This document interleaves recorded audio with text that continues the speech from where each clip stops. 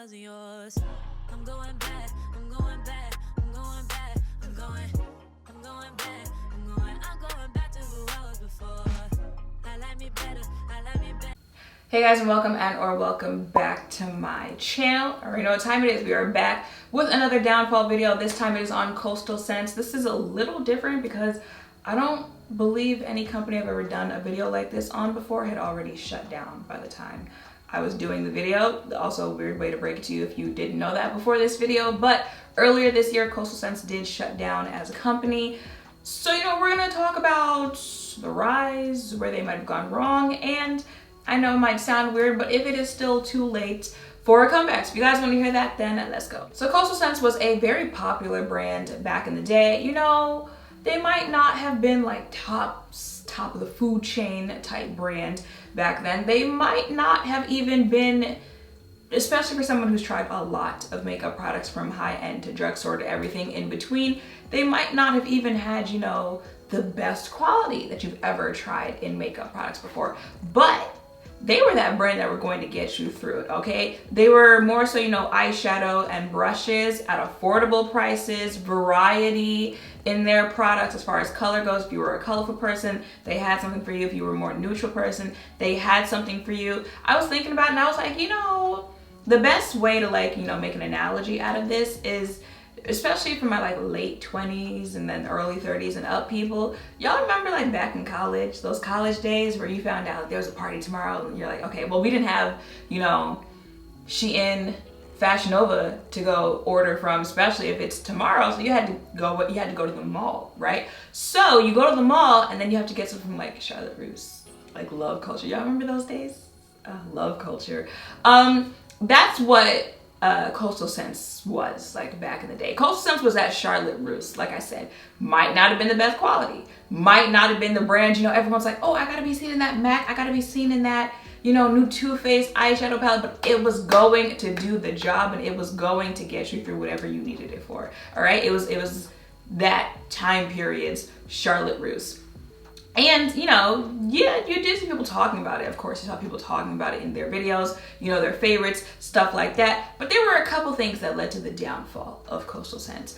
I would say three main things. And those three things are competitors, branding, and social media. Now, competitors, BH Cosmetics, Morphe Cosmetics, and branding and social media, they all tie into each other, so we can just keep going right into one after the other. If you remember back when BH Morphe first launched, especially Morphe first launched, it was giving very much so Coastal Scents, just the black palette with whatever brand's name on it. You open it up, it was I don't know how many pans were those things, the 28 pan type thing. The brushes, same thing. And that's where branding kind of ties into it, because it's okay, all companies have competitors, right? All of these companies, the Too Faces, the Pat McGraths, they all have competitors in their price range who, use the same aesthetic as them, the same branding as them, and they're able to thrive, right? But the problem is, especially when you do this type of branding, this type of, aesthetic for your brand, it is very easy for you to get lost amongst all the other ones. Because the thing is, some people, they'll start companies and they do the whole process on their own, right? They've got the concepts, they come up with their own color stories for products, their own branding, their own packaging, own logos, all of that, right? A lot of people who start makeup companies don't. They can't, especially when you're just starting out as far as funds go. So you guys see that all the time, that they go order, already made color story palettes. They go order, already picked out lipstick shades, already formulated type products, and then they just put their branding on it, right?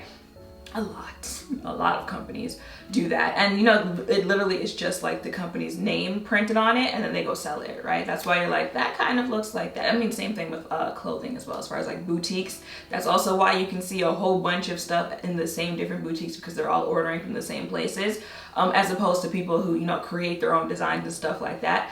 Well, where BH and Morphe went different with their branding, especially Morphe, which will tie into social media later, is that a lot of people, after, they start their brand out that way, where it's just I'm gonna just put my logo on it and start selling and stuff like that. After after they start making money, then they go back, they do a little quick, like little rebrand type thing, because now they've got the funds to do what everyone else is doing that makes them different, right? Now they've got the money where they can do their own packaging, they can create their own palettes, their own color stories and stuff like that.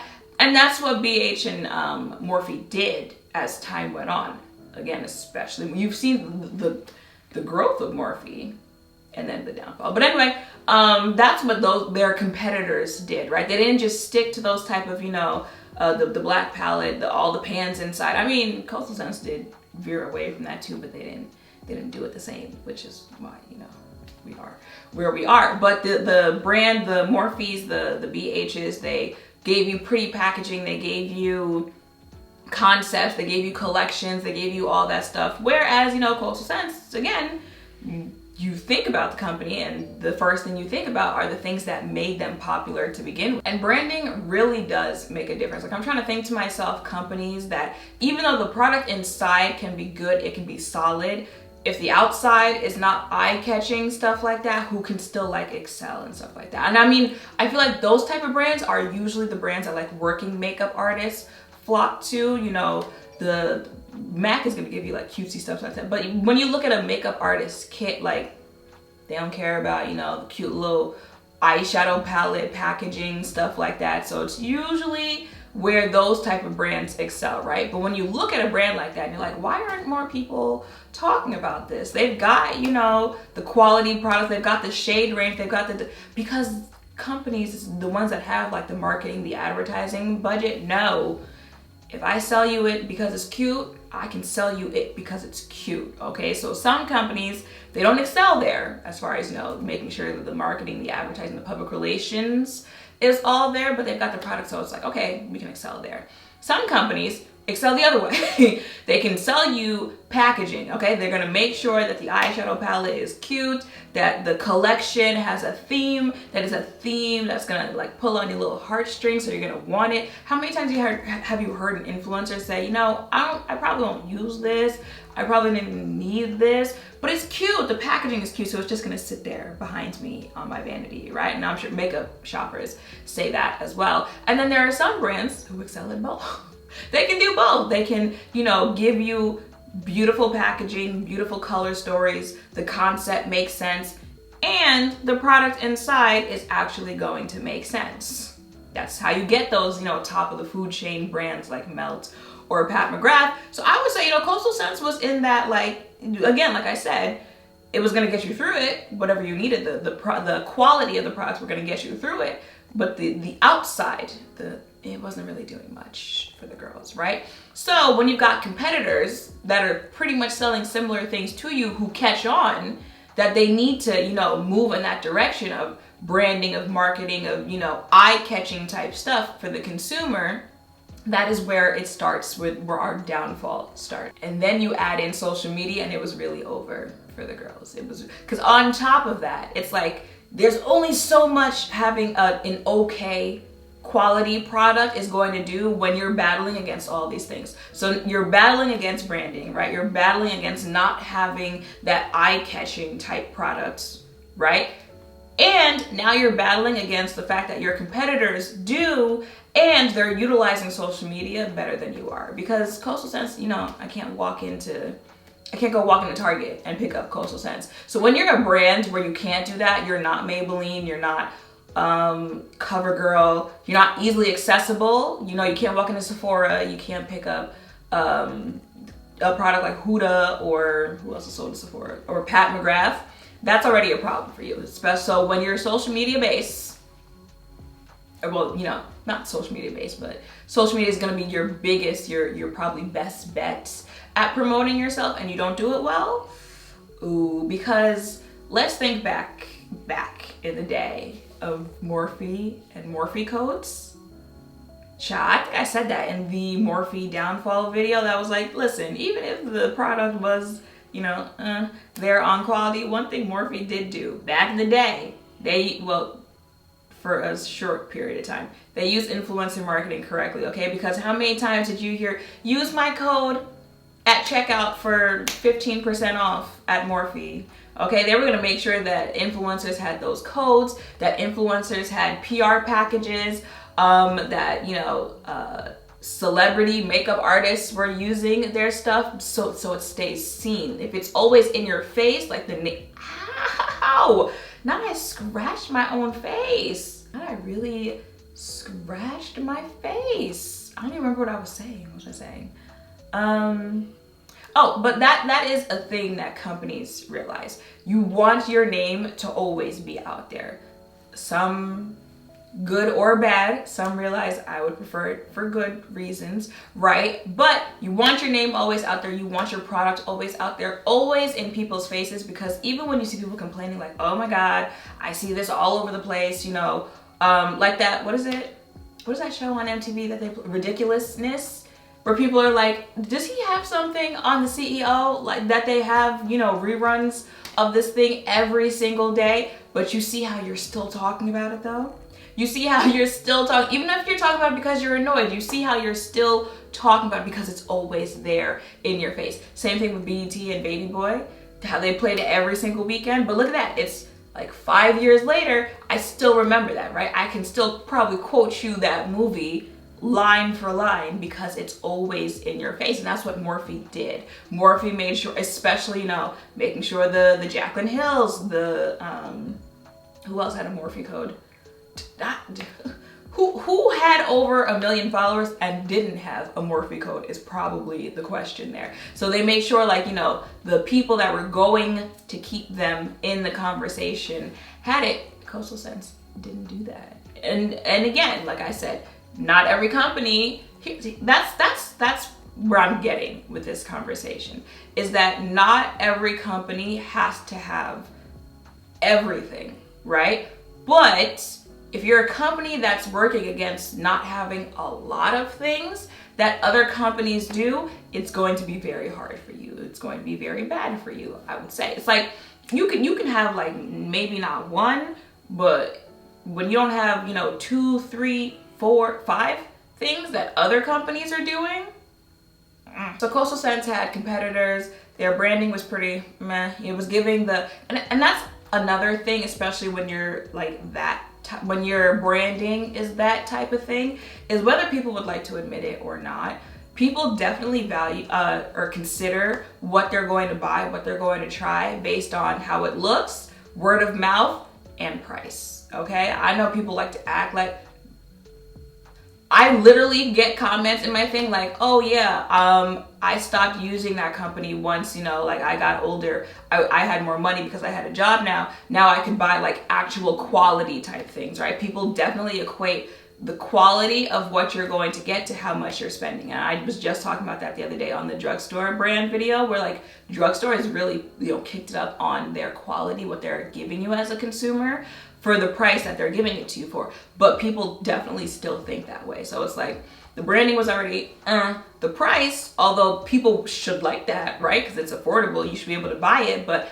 price, when you're that affordable and, you know, you're not giving the whole like cutesy whatever, blah, blah, blah, any of that, now we're getting to an issue. Then, you know, you're kind of falling off as far as like a social media presence. So it's like, did they really stand a chance?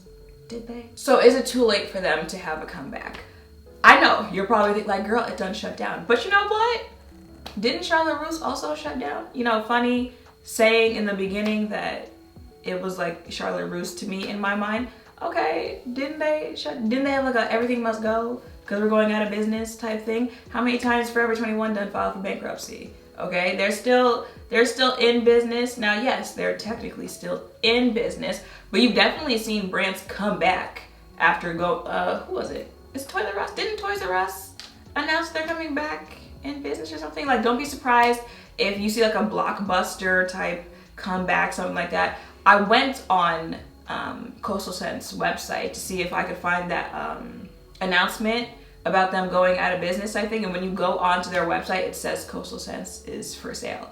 So they most likely want to sell the company and someone else will buy it. They'll revive it. I don't know if you guys have seen it, but I think Smashbox like bought Becca's inventory or something like that, because I'm on Ulta's website and like Smashbox is selling you know, like the opal highlighter, like their best sellers, like Smashbox is selling that now. So it's not that late for a comeback for Coastal Scents. If someone else buys it, someone else revives it, but if you're gonna do that, do it correctly, okay? Especially since people like that. People like mess, okay? The reaction that Becca had when they announced that they were going out of business is the reaction Becca needed when they were putting out all the other products that they had been putting out in that time frame before they announced they were going out of business. Same thing with Coastal Scents. I went on their Facebook page. That's where I found the announcement that they were going out of business. I went on their Facebook page. The posts before that, I don't know, maybe like 6 likes, 6 comments on posts. The post where they were announcing they were going out of business had like 200 comments, more than 200 comments on it, right? And I know the social media managers are just looking at this like, now where were y'all when we actually needed you, right?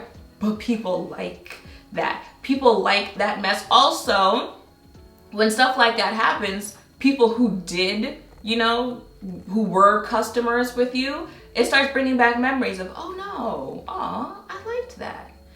I like, you know, maybe I should have tried using that one more time. I still have that in the back. Let me go buy that again. So the opposite way of a comeback, people also like that, okay? The hype that Fashion Fair got when it was announced they were coming back to Sephora, mind you, that powder that I tried in that video, I have it on in today's video. I know that's not the point of this video, but I'm just letting you guys know. So people also like the opposite. So if they did have a comeback because another company bought them and they had a chance to like do this all over again, you know, maybe step up the quality of the stuff that you were giving just a little bit, because like I said, it was going to get you through the day, but like really tackle the whole social media presence of that and the branding of that, and yeah, they would have a comeback. I promise you right now, if they did that, no, they gave you like color pop packaging aesthetic, and then they use the type of like Morphe influencer marketing promotion, they'd be sitting right up there with ColourPop, with BH, with Morphe. Tell me if they did that and announced they were having a comeback, that you wouldn't see like 11,000 YouTube videos of people who ran out to go buy it just because now you want to see what it's giving since it's come back. You want to see, and I'm sure like you would actually see video titles saying, I still have my, you know, Coastal Scents palette from 5 years ago. Let me compare it to this palette that they just put out. Like there are so many ways that they could rework a comeback and actually be successful at it, but like you'd actually have to want to do that. You know, some brands get a little too complacent with their strategies, how they approach different aspects of the business, and then we see what happens when that happens. But if you do it correctly, I could definitely see a comeback for Coastal Scents. Again, because like we like affordable. We like things that you can afford. At this point, we just have to find a company that's actually going to buy them. But you know, never say never. So that's it for this video. Let me know in the comments down below, did you ever try Coastal Scents? I always hate saying the word scent, because it sounds like, listen, I'm a New Yorker, I talk fast, I'm Haitian, all right? Leave me alone, speak more than one language. All right, you don't know how many times I had to stop this video to make sure I was saying the right thing. I still don't even think I was saying it. But let me know if you have tried it in the comments down below. Let me know if you knew that they had already gone out of business. Let me know if you want them to come back. Let me know what you would want to see from them if they did come back, because you never know who's going to read your comments, okay? Maybe help them out a little bit because they're struggling. Let me know all of that in the comments down below. Make sure to thumbs up, comment, subscribe, turn on notification bells, all of that down below. Thank you all for watching. I will see you in the next one. Bye. Yeah, yeah,